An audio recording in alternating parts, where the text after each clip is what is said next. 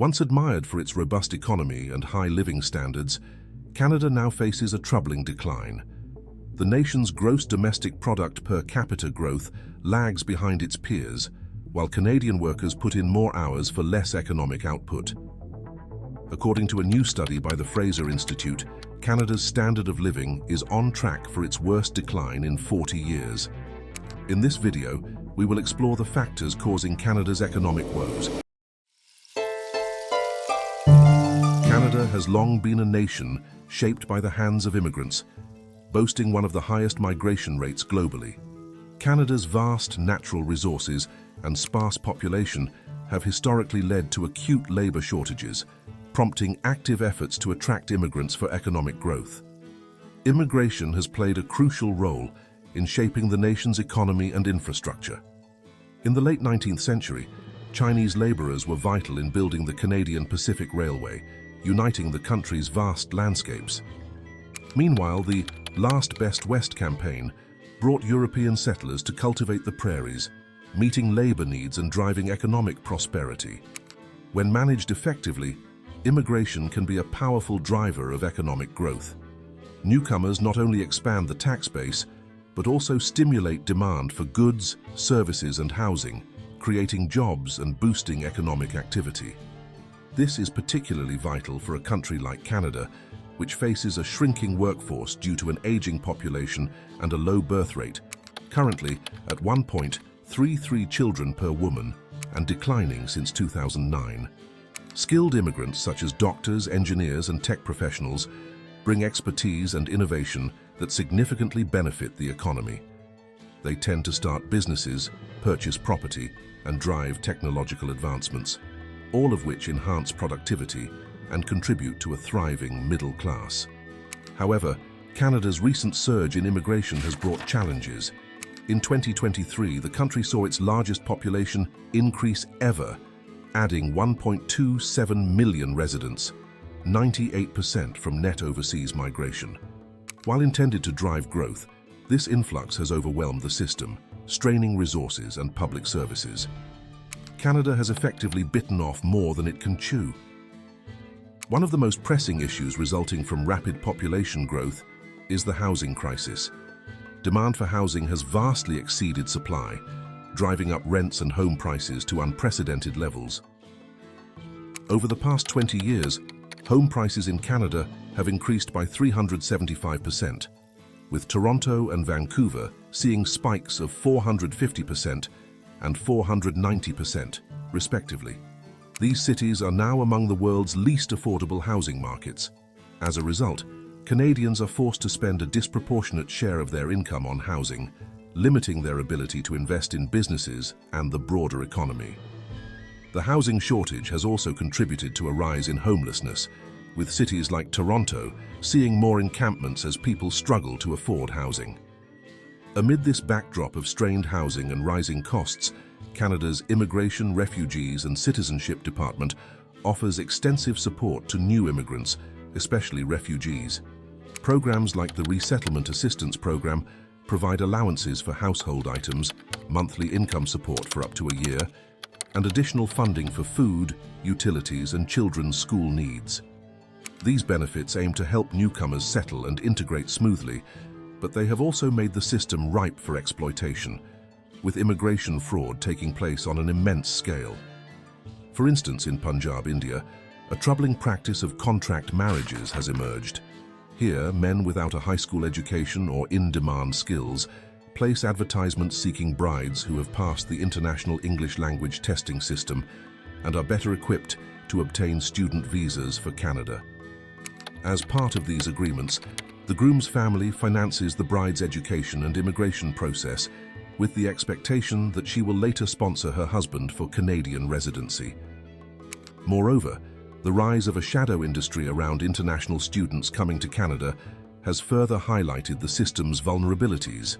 For-profit and small-scale colleges lure students with the promise of a pathway to Canadian citizenship, collecting high tuition fees while failing to provide the skills or qualifications necessary for well-paying jobs. These students often find themselves stuck in low-wage positions and heavily reliant on social services, crowding out the entry-level job market. Recently, a viral video captured the scale of this issue, showing 3,000 students lined up for a single waiter position. Students are not the only ones abusing the Canadian immigration system. Pakistan International Airlines has reported multiple cases of flight attendants vanishing after landing in Toronto, with at least 8 attendants going missing in the past year. These missing flight attendants then seek asylum in Canada, easily turning what was meant to be a short layover into a permanent stay. Meanwhile, a former British Airways employee orchestrated a £3 million immigration scam from Heathrow Airport in London, charging individuals £25,000 each to board flights to Canada without proper visa documentation. Immigration has become a central issue in Canada's upcoming election, with 65% of the population believing the government's targets are too high. Since 2015, Justin Trudeau has significantly increased immigration while lowering entry standards. Now, in an uncomfortable U-turn for a leader who once welcomed Syrian refugees at the airport with the words, "You are home," Trudeau is rolling back his foreign worker scheme to ease public backlash. With his Liberal Party trailing in the polls, he has announced plans to reduce the number of new arrivals. Conservative leader Pierre Poilievre has capitalized on these concerns, accusing Trudeau of destroying Canada's immigration system and making the rising cost of living a central focus of his campaign.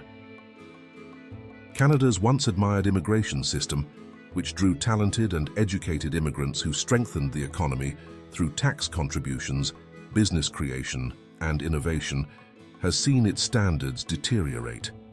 The system has become vulnerable to exploitation, allowing individuals to take advantage of generous social services, straining public resources, and driving up housing prices and rents. Canadians' once welcoming spirit is giving way to frustration as the strain on public services and a ballooning deficit fuel growing resentment, unraveling the country's social fabric. Beyond the strains of excessive immigration and a housing crisis, Canada faces a productivity slump years in the making. Historically, the country compensated for low productivity growth by expanding its workforce through immigration. While this strategy temporarily boosted the economy, it is no longer sufficient to sustain long-term prosperity.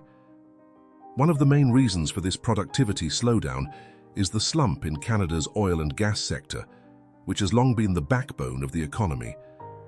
Accounting for 16% of exports, the petroleum industry has been one of the country's most productive sectors. However, in recent years, investment and output in this sector have dropped significantly, dragging down overall productivity.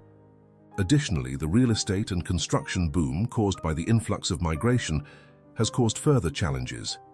A growing share of investment is being funneled into residential structures rather than into businesses or industries that enhance productivity. Real estate now accounts for 6% of Canada's GDP, double that of the United States. Yet it is not a sector that generates productivity gains or creates substantial long-term employment. The overemphasis on real estate diverts capital from more innovative and job-creating sectors like technology and manufacturing. Compounding these issues is Canada's regulatory environment, which is riddled with inefficiencies that hold back business growth. Over the last decade, the number of federal regulations increased from 66,000 to 72,000, adding layers of red tape that make investing and expanding in Canada both costly and time-consuming. These excessive regulations have created barriers to trade, delayed infrastructure projects, and discouraged both domestic and foreign investment. As businesses face mounting regulatory costs, their capacity to innovate and expand shrinks. Another issue in Canada's productivity crisis is the dominance of small businesses, which make up 98% of the country's enterprises. These firms often lack the resources to invest in new technologies or drive innovation, making them less productive than larger companies. With small businesses unable to boost productivity and larger firms constrained by regulation, Canada lacks strong drivers of productive economic growth outside of the oil, gas, and real estate sectors. Canada's productivity struggles are worsened by a brain drain, with many of the country's most skilled workers leaving for better opportunities in the United States. Canada faces a significant challenge in retaining its talented professionals, particularly in the information technology sector. Despite offering high-quality education, often subsidized by the government, many graduates depart for lucrative positions with American tech companies upon completing their studies. The allure lies in two main factors: higher salaries and the presence of globally recognized tech giants headquartered in the US. Canadian tech workers earn substantially less than their American counterparts. The average IT professional in Canada makes around $74,000, a respectable salary domestically but modest compared to earnings in major US tech hubs. In cities like San Francisco, New York, and Seattle, tech salaries often exceed $130,000, nearly double the Canadian average.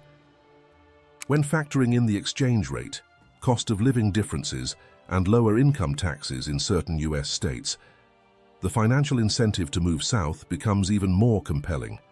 This trend extends beyond employees to entrepreneurs. Figures like Elon Musk, who attended Queen's University in Canada before moving to the United States to found companies like PayPal, Tesla, and SpaceX, exemplify this pattern. Similarly, Garrett Camp, born in Calgary, moved to the US to co-found Uber.